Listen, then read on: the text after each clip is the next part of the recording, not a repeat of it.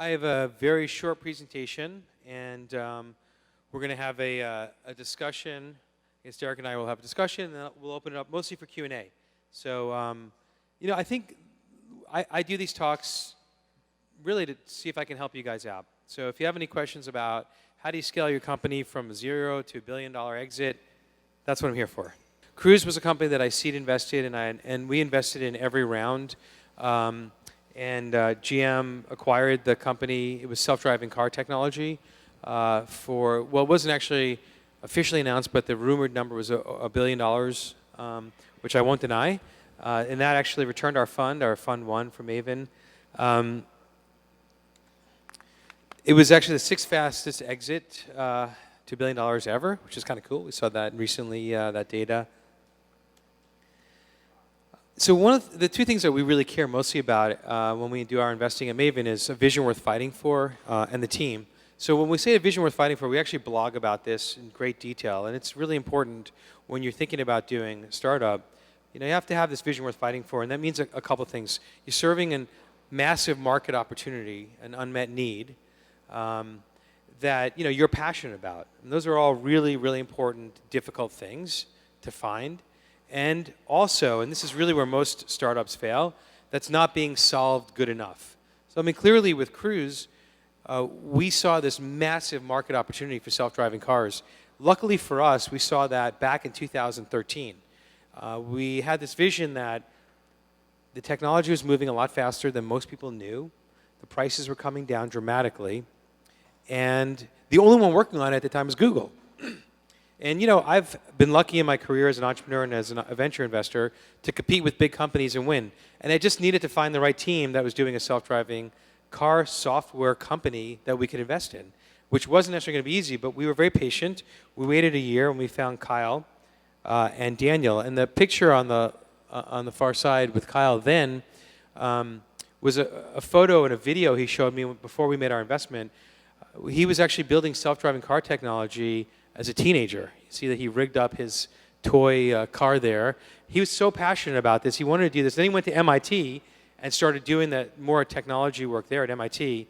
And then at MIT, he met some folks who did Justin TV. You guys remember Justin TV? And then he built a camera for Justin TV, became the CTO. Then they pivoted to Twitch. You guys know Twitch? Sold for $1 billion to Amazon. It's a massive exit. And then he was now in a position to finally do what he really wanted to do, which is self-driving cars. And that was in 2013, right about when we were looking to invest. His partner Daniel is a great co-founder. He's more of a business marketing guy. And we were one of the first investors and helped them build the company for 2 years.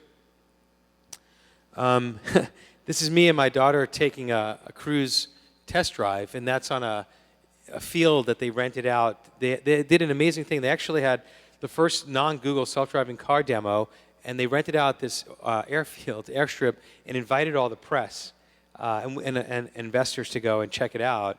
And it was unbelievable. They were on ABC Nightly News and NBC News, and it worked. Now, it wasn't perfect, and they had a long way to go, but it worked. And there was only a team of 5 engineers. And once they did that, we did the next round. We actually did 3 more rounds. But here was the problem. The original vision was this self-driving car kit. So you could turn any car into a self-driving car. Like your car could become a self-driving car with that kit, that little radar kit on top. And we were going to charge like $10,000, and we had a lot of people sign up for it. And we actually built it, and when it was time to actually get the money and install it, we had a little problem. But people didn't really want us to drill holes in their car. That was a little problem. So we were wondering what we were going to do. And frankly, at Maven, we don't really love hardware investing. We do hardware investing, but mostly we're software guys. And so we had a board meeting. I was on the board with Kyle and a couple of other folks, and we decided that the right thing to do was actually to focus on the software, because that really was a much easier play as far as trying to scale that team and that technology. There was no one really focused on the software side, and we knew that a bunch of the large car manufacturers needed this technology, that they didn't realize it yet, but that Uber was going to become a self-driving car company, and they're going to need to compete in that world. And so we pivoted to software, and lo and behold, there were an incredible number of car manufacturers that wanted to partner with us. Couldn't really do a partnership because we needed their source code, they needed our source code. A bunch of them wanted to buy the company, it got bid up, and boom, we sell the company for a very big number to GM. all in 2 years. Our sweet spot at Maven is consumer software. We invest in companies that we think can reach billion-dollar potential, changing the world with a consumer lens. Sometimes they'll pivot, like Cruise, into more enterprise. But when we do our initial investing, it's consumer software. And what we really know how to do well is help you get from 0 to hundreds of millions of customers with hypergrowth, with growth hacking, viral marketing, network effects. That's our expertise.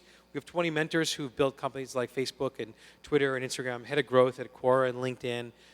And they're going to be speaking. And it just so happens that we have our event coming up this Friday. We do one conference a year. We're almost sold out. We have probably about 8 tickets left. And we're going to do a special for you guys if you're interested for, probably they'll sell out by tomorrow. So if anyone's interested, there's your special discount only for Startup Grind. And I think it's going to be great if that's the kind of business that you have where you need to learn about hypergrowth, you're welcome to join us. So fortunately for us, Cruise wasn't our only billion-dollar exit. We've done this before. As an entrepreneur, I was the first employee and board member of Bebo, which was the largest social network in Europe. We sold that to AOL for almost $1 billion in 2008. I was a seed investor. I was talking with Derek about this earlier in Tango, and also investor in other rounds. Tango is a mobile messaging app that Alibaba invested in, $200 million investment at $1 billion valuation. And when you're a seed investor like us, you can sell into $1 billion valuation and have 70x returns. I was also at NBCi way back when, Cruise. And we had some really cool news recently. Last week, we sold Chariot to Ford. So anyone live in the city? Yeah, so you guys see the Chariot vans around there? Do you guys use them? It's an amazing service. Yeah, people use it, they love it. And Ford loved it too. And they thought that they saw this vision of being able to get these 14-seater commute shuttles like Uber, but around commute time, not only in San Francisco, but around the world. And so they bought the company. It wasn't a billion-dollar exit, but it was a very good exit for us. We're also investors in other companies like AngelList and Wealthfront and Zoom. We know what we're doing. And you can follow us. I tweet a lot from my account and from Maven. Please sign up for our blog if you're interested in reading. We blog probably once or twice a month around issues that affect startup founders.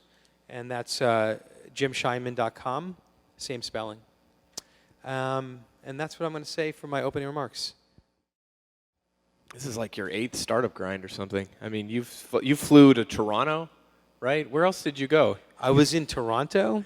Waterloo, maybe? I was in Waterloo, and I was in Tel Aviv. You were in Tel Aviv, I was too. in Tel Aviv. Right. That's right. I was one of the first, I guess, guys from the Bay Area to go out there. For sure. It was awesome. And I love Startup Grind. I mean, I've been a big supporter. I think, you guys have, if not the best, one of the best, but probably the best sort of brand around global startup community. And you guys are working on some great stuff. And however we can be helpful, we're happy to do that. Thank you very much. I have a lot of questions for you. I mean, I think Maven, it's really an interesting story what you started to create, and I think you're one of the most underrated angel investors in the Valley that exists, and I think it's going to change. I think it is changing because you're just having so much success. I'm not just saying that. Like, honestly, like, it's like you see the numbers, and it's I'm just kind of surprised that you don't actually get more credit for some of these deals. I want to talk about some because it's just really incredible. The first thing I want to talk about is how was your fund? Like, so first, how did you start investing? Let's start about like what were your first investments? You mentioned Bebo as an investment. Right. Did you actually invest as well? No, you were on the team. You were the first employee. Yeah. So I was an entrepreneur for most of my career. Actually, it's probably now 15 years as an entrepreneur and about 15 years as an investor. So it's 50-50. I mean, at heart, I'm like you guys, an entrepreneur. And so I think actually that helps me in investing because I've been in the trenches. I know what it's like to have a company, from 3 people and an idea, building this company, could have been a $100 billion company. Does anyone remember Friendster, the first social network? Yeah, that should have been Facebook, right? I was the 4th employee at Friendster. That's right. And so I understand that. I understand what it's like to be so close And then fortunately for me, it worked out. I left and I helped start Bebo, which ended up being a unicorn exit. No, not nearly like Facebook, but I knew that space was going to be massive. And then I went on. I've had massive success and also massive failures. And I think that makes me a better investor. Like when I can actually give you advice, I know all the mistakes you're going to make. So I try to advise you away from those. And I also have been fortunate to have had other investors when I was an entrepreneur and learned from them. I observed from them the things that they gave us advice and what was good and what wasn't good. So for 15 years I did that. And then after the Bebo exit, I was fortunate to get an opportunity to work with Charles River Ventures. It's a CRV. It's a VC firm here in Silicon Valley in Boston. Great firm. Love the guys there. And I was mostly going to do a startup they were going to invest in. Ended up helping them do the Twitter deal and other companies. And I thought, wow, this is cool. This is fun. And, it's not rocket science. I mean, there's some... With George Zachary on that, right? Yeah, George and Bill Ty and Sarkar, really good great guys. investors. Yeah. Great investors and great guys. But what I realized was, number one, I was ready to be an investor, right? I could do this. I'm good at it. I can spot these companies and then we can close deals. But number two, then I was also ready not to be an entrepreneur anymore. I think you have to make that decision. So we're not a founder. We work with founders for you guys to be successful. When there's a big exit, like with Cruise, Kyle is going to get 70% of the value, and that's awesome. And we'll do fine too. But it's not like a massive exit, right? That's one thing we were talking about earlier. But we do fine. But I also was ready to do this on my own. I didn't want to join a firm. And what I realized is the kind of companies that we invest in, which are more visionary companies, I needed to do this so that I didn't have anyone, who was a healthcare investor in the East Coast telling me, what's a tweet? How's that ever going to make money, right? That would be so frustrating for me. So I left after a year and I started Maven as an angel investor from 2008 to 2013. And I did 10 investments as an angel investor with my own money. Of those 10 investments, we've had 5 exits, 10x cash returns so far, which beats 99% of any venture firm from back then. So I was pretty good at that, doing it on my own. And then we were talking, I had this decision to make. Do I do this for the rest of my life, or do I want to scale a little bit higher and bring in outside investors? And I decided in 2013 that I was going to do that. And some of it was I fell into it because companies like Tango, I would often bring in the other seed investors with me, right? And they, I made some people tens of millions of dollars, which is great. I'm happy to do that. But I get like a thank you and a dinner, as opposed to if I had a fund, I would get 20% carry, right? I would actually get rewarded for doing all that hard work and bringing them into the deal. Right. And so that was part of it. And the other part is I thought, I projected 10 or 20 or 30 years from now, do I want to just be a single angel investor, or do I want to actually build a brand and a company that could be lasting? And that's why I started 2013 running Maven Ventures. And we raised a relatively small fund. It was under $10 million. And we invested that from 2013 to 2016. There's this huge trend towards being an entrepreneur. Like startups are so cool. There's ABC shows and other things like that. But it's also become very trendy to become an investor, right? I mean, it's almost as easy. It's way easier to be a startup advisor, than basically to be anything else in the world. It's just so easy to say that. It's just become so obnoxious over the last few years. And I think, how do you? I don't know. I always thought it's much. You kind of did the entrepreneur thing, and I understand at some point you not wanting, and I'm not saying this is you, but I'm just saying generally, I can relate to entrepreneurs who at some point, after doing it a few times, being successful, not wanting to go back to the garage. I can understand the pull not to do that. But there's so many people who never even were in the garage in the first place, and then they just decide, I'm going to start advising people and giving them advice, and I'm going to start investing or whatever, and it just seems like it became so trendy and so easy to become an investor.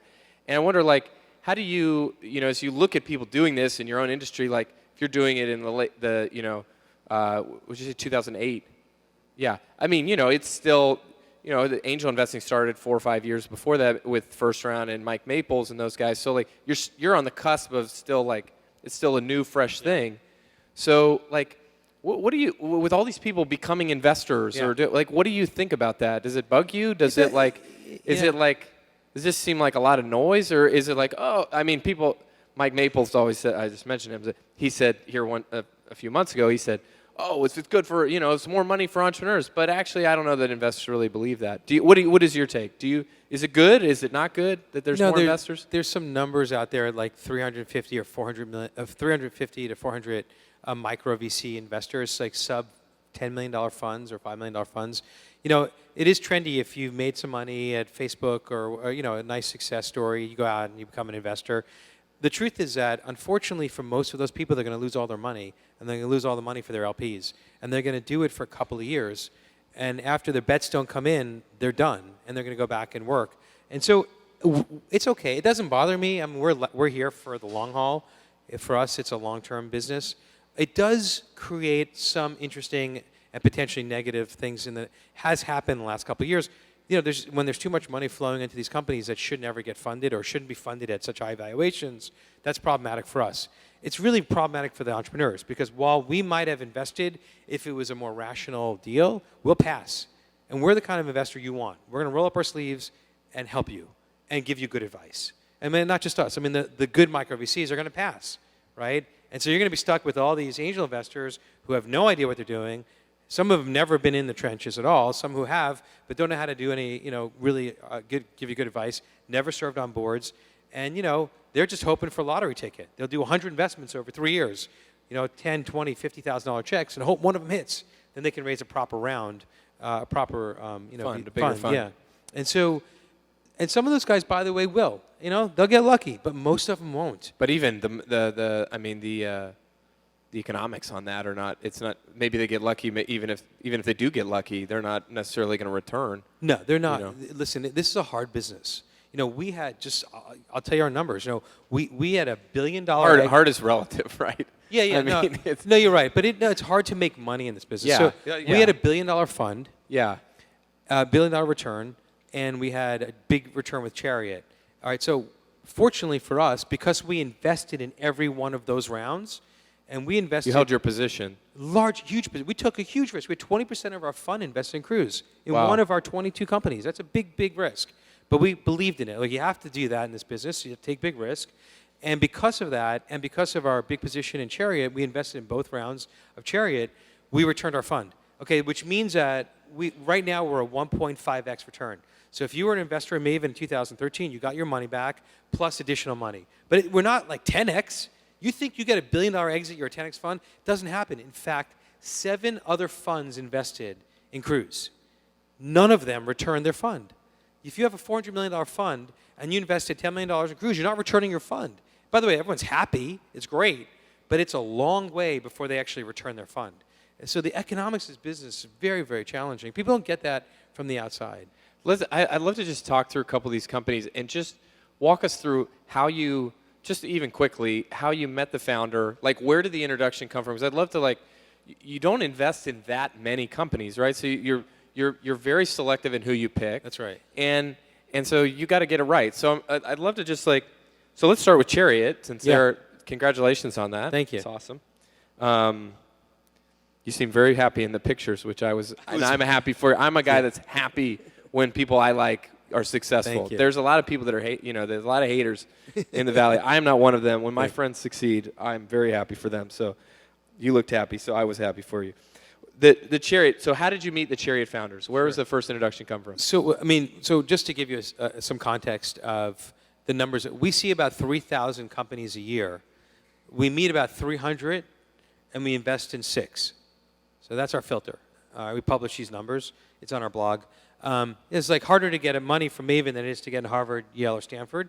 But that's okay. I mean, we work hard. It's me and my partner Sarah and Robert. So it's just 3 of us. We're always meeting startups. So it's a pretty high bar, right? The other thing that I should also mention, you asked about the other angel investors that have come in. One of the things that's interesting, because you mentioned the rise of micro VC was about 10 years ago, the floodgates, the first rounds. A lot of those guys started like what we do. They had $25 million fund, $50 million fund. They invested $500,000 in that first round.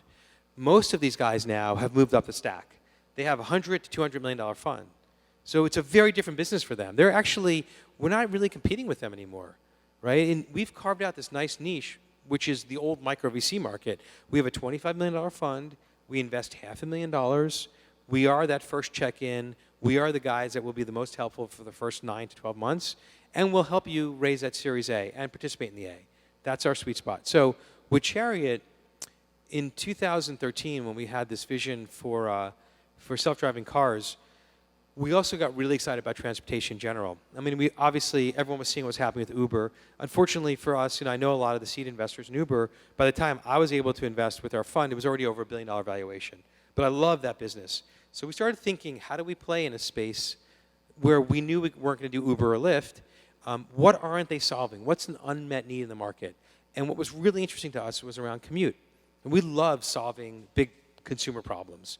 And people hate the commute. And they started loving Uber, because actually Uber was there as instant. The only challenge was, with their surge pricing, it was too expensive. You couldn't do that 5 days a week. You just couldn't afford to do it. And so then Uber was thinking about Uber Pool, and Lyft Line was trying to think about. The challenge with those businesses are that when you got to get to work, you got to get to work. You can't take the chance you might be 15, 20 minutes late. So we had this vision with Ali. We met him that could you create a system that's like not a minibus, but it's a minibus type of service that's an Uber type of service. What does that look like? That's kind of interesting. And when we actually looked at the numbers, we thought, okay, this is a business we can get behind. So we loved the vision. The vision worth fighting for was there. There was no other way to solve it. We love getting involved in helping solve this problem. At scale, it's obviously $1 billion business. And we had to find the right team. This was not going to be an easy business to build. So we needed the right founding team. And Ali and his co-founder, who was technical, were the right team. So Ali was an investment banker who was passionate about working with cities to help the commute system issues around minibuses. And what we loved about that is he was knowledgeable about the business, and he was not out there beating his chest saying, we're going to disrupt this market and put you out of business. He was actually working with the cities to try and make this work. Really, really passionate founder, loved him. And his co-founder was technical, and that's a big filter for us. As much as these are consumer businesses, it's just as important to have incredibly talented technical teams building these products as any enterprise business. And so that's our two main filters, and then we invested. By the way, one other thing.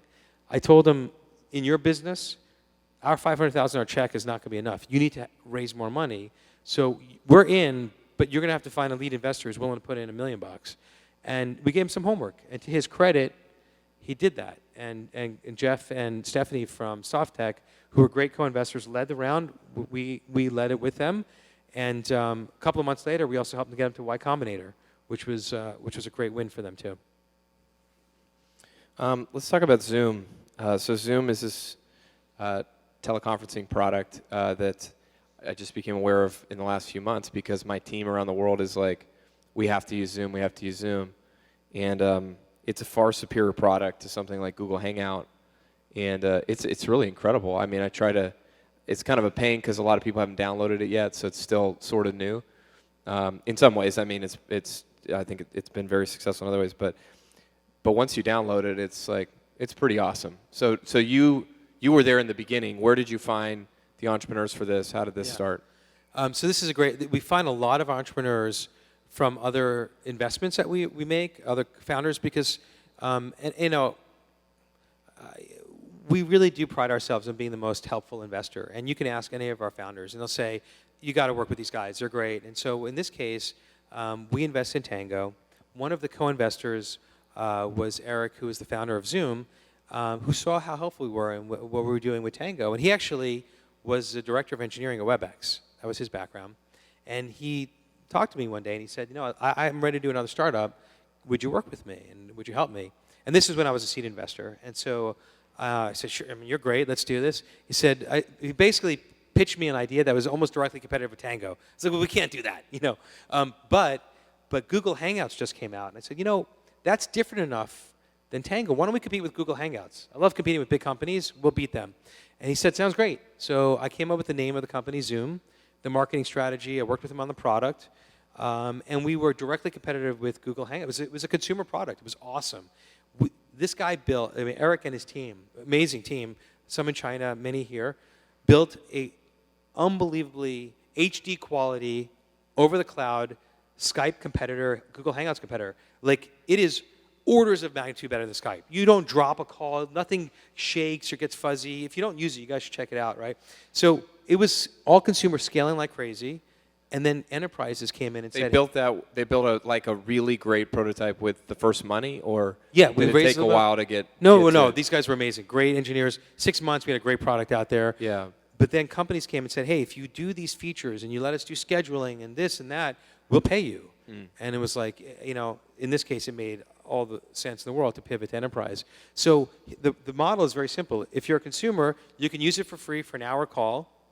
It's all free. If you want to, after an hour, it's like a thing comes up that says, no, it just you got to start off. paying now, right? You got to start paying, screwed. which people do. But for It's enterprise, really annoying. if anyone's using Blue Gene networks or WebEx, it's literally a tenth of the price. It's no hardware. It's all software. Yeah. And the quality is 10x. So these guys are doing amazing. And I invested as a seed investor. Maven Fund 1 invested in the last round. And this company could be another massive unicorn for us. I'm very, very excited about it. What makes a great consumer company? Well, like I was saying earlier, like you have to have a vision worth fighting for, and you have to have the right team, right? So if you can piece those two together, and you have the right help, people who are helping you, investors and others, you have a shot of doing something special. I have a talk that goes through and we actually blogged about, here are the 8 things that we've seen over the years as an entrepreneur and investor that all great consumer software startups have, right? It's team, vision. One thing that a lot of you guys may or may not think of is culture. Actually articulate the kind of place that it is that you're working in, right? Getting that right early is really, really important. The right technology and all these other decisions, right? And once you do all those things, and they're all hard, that's about 25%. 75% is luck and timing. And I'll just be honest about it.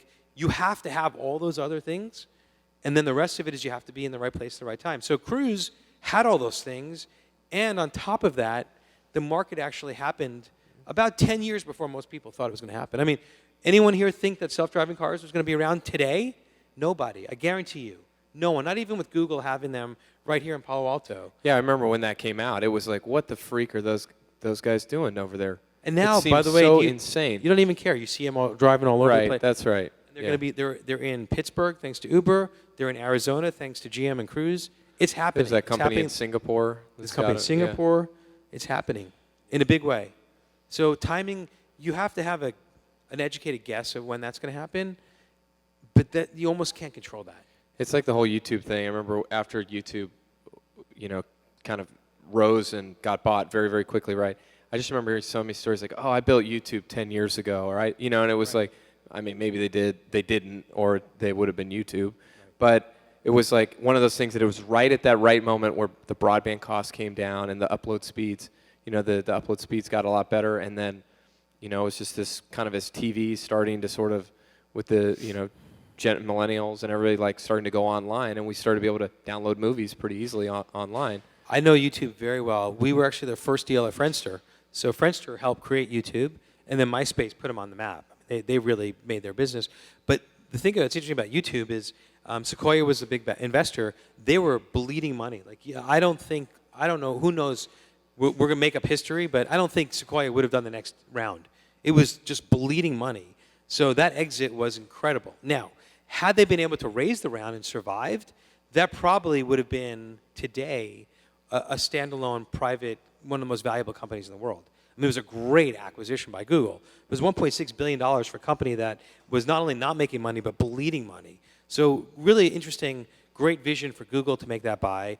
Probably great decision for the founders to sell, because it wasn't clear that the investors were going to keep investing. Well, it was right at a weird time too, right? Because it came in 05, 06, and then shortly thereafter you have the recession and everything that hits. So who knows how well they survive that, or if they survive that. That's right. Until the big funding starts coming after that. Yeah. What about if I'm trying to raise my seed funding?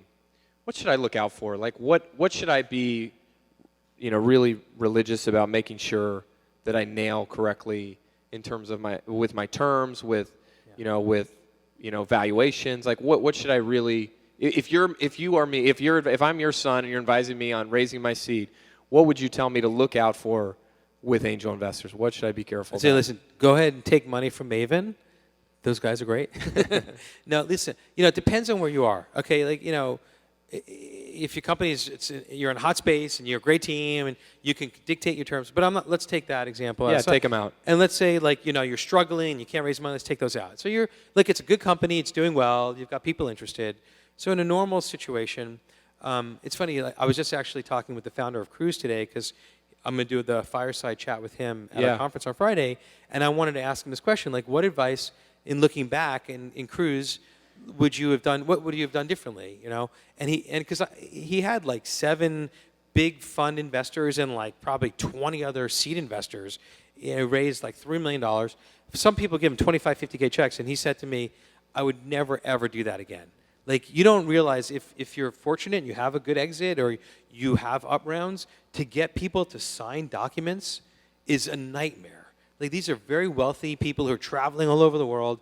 Good luck getting signatures on time, right? So that's a very practical thing that some people might not think about. Also, frankly, when you have that many people in a party round, very few people are going to be helpful. If they throw in 50K or 100K for a large fund, they don't really care about you right now. They just want to build a relationship so that if you do scale, that they have a right to invest in the A. So they're not going to be helpful. And the guys who have 25, 50K checks are probably not going to be helpful either, because either they don't know what they're doing or it's not really meaningful to them. Fortunately, there was one other investor, myself, working really hard with Kyle early on, and then we had a great Series A investor, Nabil from Spark, came on board, who was also very helpful. So I always advise you, look for people. To me, it's common sense. Look for people who've already built kind of companies that you're building, right? They've been through this before. This is not the first time that the kind of business that you're doing is going to be done. If you can find investors that have done that or something similar, they're going to be helpful. They're going to be helpful. So if you're building a consumer software company, maybe it's smart to take money from someone who's built a consumer software business before. If you're doing a SaaS enterprise business, probably smart to get investors who have experience in that space. And I would try to get a lead investor who is going to be helpful, not only in building your business, but also bringing in other investors who make calls for you, who will be there to say, here's why I'm putting in $1 million in this company. And whenever we invest, we always bring our syndicate with us. Partly because we know the kind of people that will be helpful to this company. That's the kind of lead investor you guys should look for in your business. And then I would say on the valuation, honestly, you have to be smart about valuation, but don't get too crazy over it.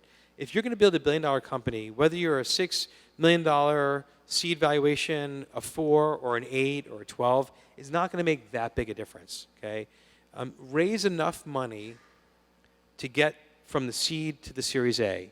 So and by the way, this is really, really important. Make sure that when you're pitching, and make sure before you pitch, you understand why you're raising how much you're asking for. Don't just come and say we're raising $1 million. Feels right. We're raising $1.5 million because we have to hire 5 engineers. Because to get a Series A, we're going to have to get the product out and have this kind of traction. The only way we have a shot to do that in the next 12 months is if we have 5 more engineers. And so most VCs, consciously or unconsciously, will look at that and say, these folks are really thoughtful, which is important for me because they're actually going to take care of the money I'm going to invest in them. If you're going $1 million and I'm not really sure why, a good VC will walk away. A good investor will be what? You don't even know what you're going to do with the money. Why would I invest? Versus very thoughtful. Here are my milestones. Here's how much money I need. Here's what I'm going to accomplish. And if we get there, we're going to get the Series A.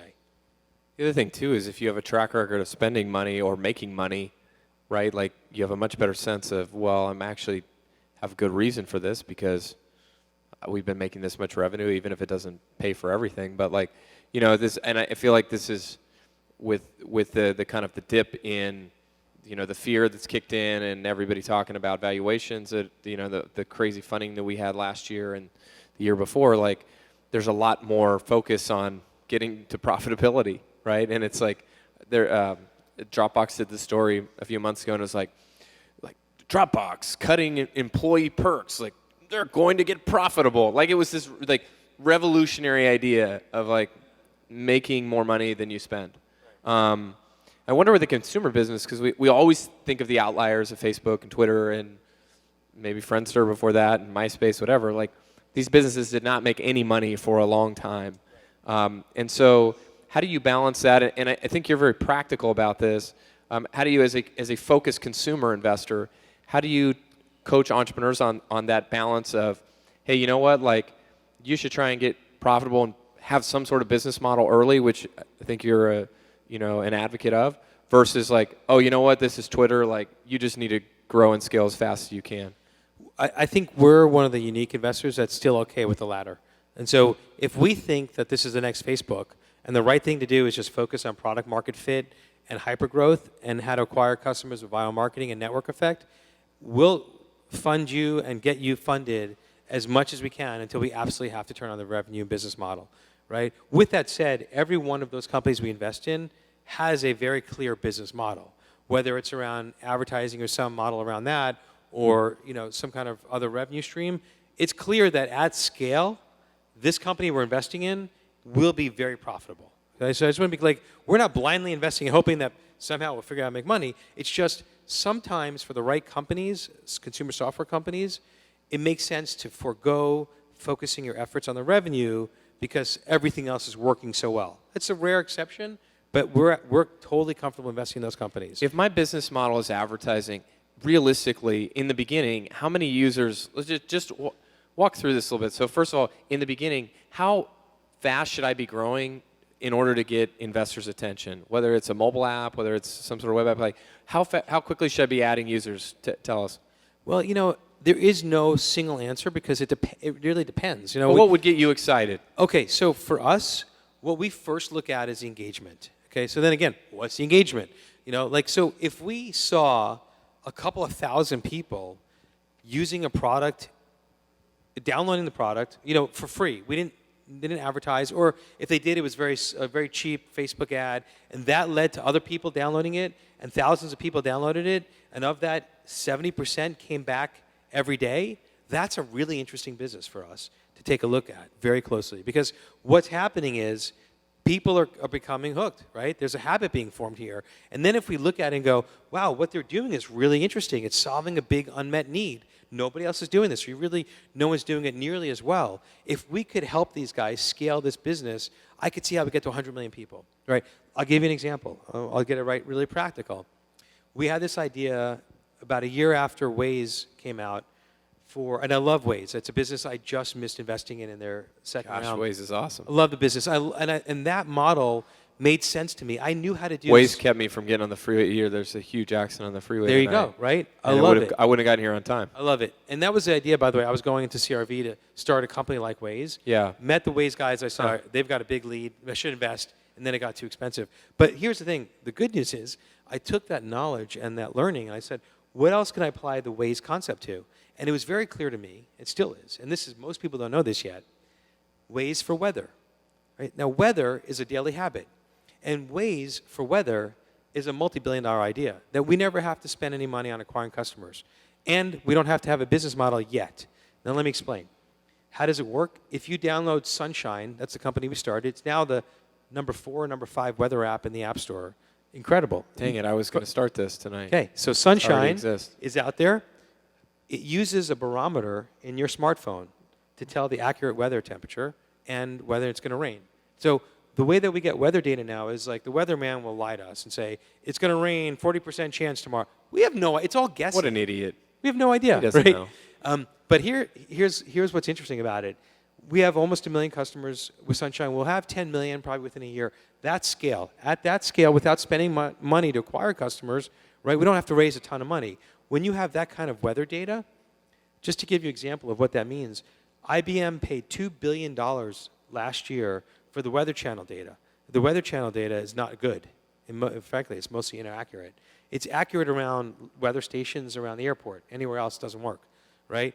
A year before that, Climate Corp paid $1 billion. Monsanto paid $1 billion for Climate Corp. Again, not very good, really incrementally better, but not very good. It's very important. Why is it important for agriculture? A lot of people are interested in licensing our data. We don't want to do that yet. We're not interested in making money right now. It's about getting this product as awesome as it can be and having people tell their friends about it and becoming your default weather app. Once we do that, I think you guys kind of get this could be $1 billion company, right? I think you get it. That's cool. So in terms of advertising, if advertising is my business model, at what scale does it actually start to make meaningful money? I mean, the thing about advertising is you have to be careful because people don't like advertising, right? So unless you have some really creative, unique model around it where people don't feel like it's intrusive, you have to be really careful how you turn that on because it could actually completely kill all your viral marketing. And people are going to stop coming to your product if you got ads all over the place. But with that said, one of our companies is Shots. It's a classic social network. When we got to 5, 10 million people, that was a big enough scale because the demographic is 13 to 21-year-old teenage girls. So people who want to target that demographic are willing to spend a lot of money at that kind of scale, right? But for other companies, it might be 1 million people or 50 million. It just kind of depends on what kind of business you're trying to build. How did you guys sell Bebo for $1 billion? It was 850 million. Was it? I'm sorry. Well, you said, yeah. No, okay. Yeah. So, how did you do that? And I know that's a big question, but I've always wondered how you guys did that. I mean, was it just crazy high fives? Because it seemed clear from the outside that Facebook was going to win. I mean, and I'm nobody. Right. But it seemed clear that that's what was going to happen. I mean, it was big in France. Yeah. Right? No, it's huge in London. France. London. Was it London? Was it the UK? Sorry. So here was the strategy of Bebo. It's very simple. I understood the business from Friendster, right? Who was a member of Bebo? Raise your hand. Yeah, it was, wow. Yeah, awesome. I'm such a Maven. Me and Nathan. Oh, jeez. All right, my man. Friend me, dude. Yeah, we had about 30 million people in UK, Ireland, Australia, New Zealand using it, and probably about 5 million people in the US. Demographic was generally 13 to 23. Yeah. So it was a very simple idea. It was hard to build. Okay, so here's what we did.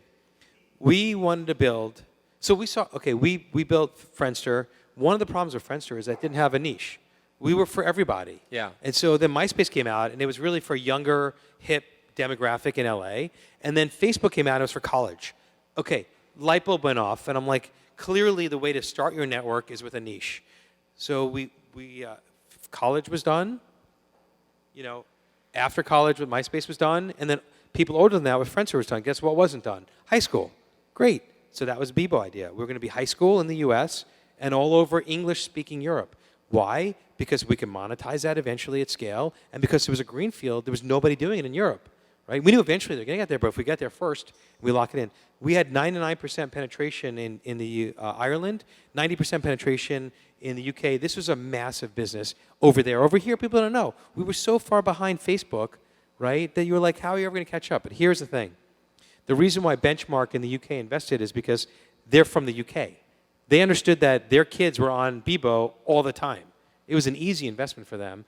And AOL was a very simple deal. It wasn't just AOL. We had about 5 people wanting to buy the business. Why? Because MySpace had just been acquired by News Corp. So number 1 was gone. Number 2, and soon becoming number 1, Facebook had just ripped up the $1 billion offer from Yahoo, and Mark made it very clear, we're going public. Number 3, Bebo. Guess who's number 1? If you wanted a social network. Who was 4, Orchid?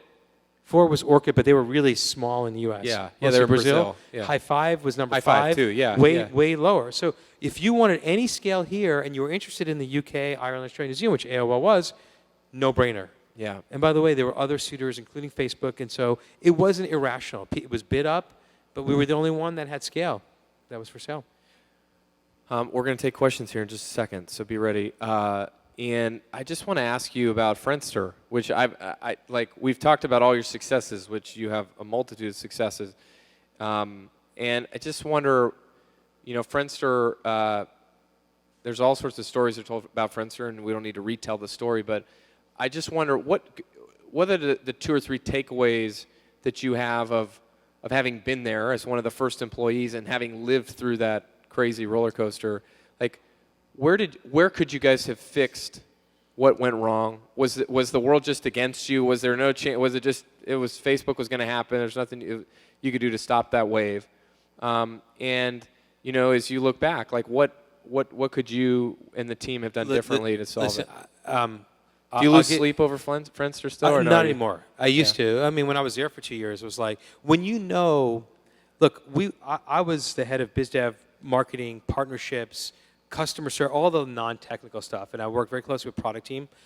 I would get emails, thousands of emails every day from people all around the United States, all around the world saying, like, you changed my life. I met my wife. We now have a kid. Thank you to Friendster. But I can't wait for 2 minutes for the page to load. You understand? I don't want to go to MySpace, but I'm going to have to.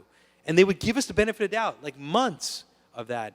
It was torture. Like, as close as I ever got to an ulcer. I was not physically not healthy then. I had to leave. Now, here's the thing. I wrote a white paper on this because I spent a lot of time thinking about it, right? So I won't go into all the detail, but if you could just look, Jim Scheinman, Friendster white paper, you'll see the 10 reasons why Friendster failed and Facebook won. All right. There isn't one silver bullet, but it was a couple of things that happened at the same time that was really unfortunate for Friendster. And a lot of those have influenced how I think about investing. Like I listed those 8 things you have to have right. Those are most of the 8 things that went wrong for Friendster. Okay. One of the things was Jonathan, who's a really, really brilliant entrepreneur, the founder, he came up with the idea of Facebook and of social networking. I mean, he doesn't necessarily get credit for it, but it was his idea. Everyone copied him. He had this vision, though, that you had to show people how they're connected 6 degrees. I don't know if you remember Friendster. When you got on, you actually knew you were connected to so-and-so, who was connected to this person, and this person, this person. Okay, today, in 2016, it would be really hard to calculate that at scale. Possible, but really, really hard. You'd have to have Amazon, AWS, and servers galore, Well, right? LinkedIn kind of does it, right? But yeah, and LinkedIn. a couple of degrees. But in 2003, Yeah. when we were still using like Oracle for database, like it was impossible. And so the idea of having a product vision that you can't scale, I always have these conversations with my founders, like, be careful. Sometimes you got to make compromises because what's most important, and if you guys ever saw the Social Network movie, Zuck is in there saying, we can't be like Friendster, you got to be fast. So he was very, very lucky in his start. Why? Because he had a server per college. The reason he did that is because that's all he could afford. The reason he couldn't go to other colleges, he actually couldn't afford it. Had he done what we did in the beginning, which is connect 6 degrees across colleges, he would have failed too, right? And what he realized is, can't do that. You got to be fast. And so we made a product decision that really, unfortunately, negatively impacted the company. And flash forward, a year later, MySpace came out. If you guys remember, MySpace never told you how you're connected after your first degree. And guess what? No one gave a shit. That's all they cared about. I just want to know how I'm connected to my friend, and it's a friend of a friend. That's fine. So in the end of the day, that was a massive... And when you saw that, I mean, I'm sure you recognized that, or did you recognize that? And then was it just like, couldn't move the founder, couldn't change that vision, or was it too late, they had already taken the market? That's just one of 8 reasons. So Yeah. the other thing is we had a really toxic culture. The product team, the technology team blaming each other. So in hindsight, easy to see it, but it wasn't at the time. You're bad engineers. You're using the wrong technology. Your product vision's not working. We just wasted 6 months. Oh, we just... 6 months. Yeah. We didn't... I don't know if you guys remember, half of our traffic was coming from the Philippines. And we didn't know that. But what happened was, we didn't, at the time, no one understood social networks and network effect, but there was a large Filipino community in South San Francisco that loved Friendster. Why? We created an opportunity for them to communicate for free with all their family in the Philippines. Guess what? It spread all over the Philippines. Well, we did this, so how did we find out about this? It was a year later. We had no idea that out of our 20 million members, 10 million were from the Filipino community, mostly in the Philippines. Yeah. By the way, really problematic because you couldn't advertise against them. That's how we found, I was head of advertising, and our ads weren't working, and we were like, what's going on? I didn't even understand them. Yeah, they couldn't, people are commenting to us in Filipino. And we're like, what? What's going on here? So like that, there was just so much dysfunction, in the company, so that that was one problem. So that's why I say culture is a big, big issue. Make sure that people like working with each other and trust each other. That's even from when you're 3 people in a startup, super important. Look, and the other thing is, I want to blame the team because I think the most important thing, unfortunately, for Friendster was we were probably 6 or 12 months too soon. I mean, the fact that Facebook came a year and a half later was absolutely, they timed it perfectly. Not by design, they got lucky, but hey, that's what I said, like 75% of it's luck. With all those issues at Friendster, if we had been a year and a half later... Well, they learned from you guys. And you went early and you got arrows in the back. Sometimes a pioneer wins, and most of the time they lose. Yeah, that's exactly right. Well, I think what's interesting too, and I appreciate you sharing that, is that probably a lot of people at Friendster, I haven't done this report, but it might be an interesting one for somebody to do, is I wonder how many of those people just left tech just got out of Dodge and just said, I'm not, like, what a horrible experience, I'm done. We miss, like, and plus it's like you see this balloon taking off with Facebook. Everybody knew this was going to be huge. You know, it's getting all this momentum, all the investors, everybody. And then it's like you just see, you know, just losing to these other guys. But instead, you know, you left a toxic situation and you jumped into a good opportunity and you double that into Bebo, right? And then go on and into the fund and everything else. I mean, I think everybody deals with some kind of failure like that at some point, and a lot of people just get out of town and they just give up and they go back to whatever their job was. And other people like, okay, like I'm gonna just keep trying. And my experience is eventually most people figure something out.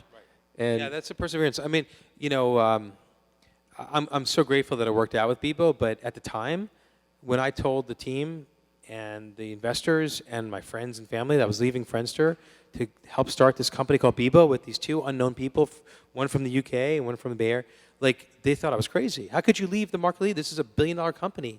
You raised $15 million from the who's who of venture investors, and you go into this tiny team.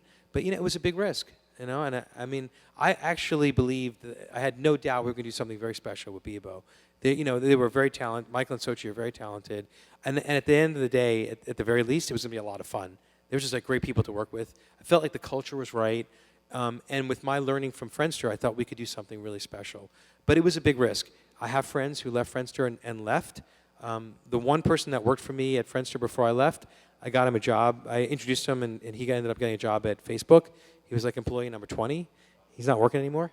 But he's a great guy. He now goes by one name. Yeah, right. So, you know, you never know where your paths take you, right? Yeah. I think if you're passionate about what you do and you love what you're doing, good things eventually are going to happen. Let's give Jim a big, huge round of applause. Thank you so much for coming.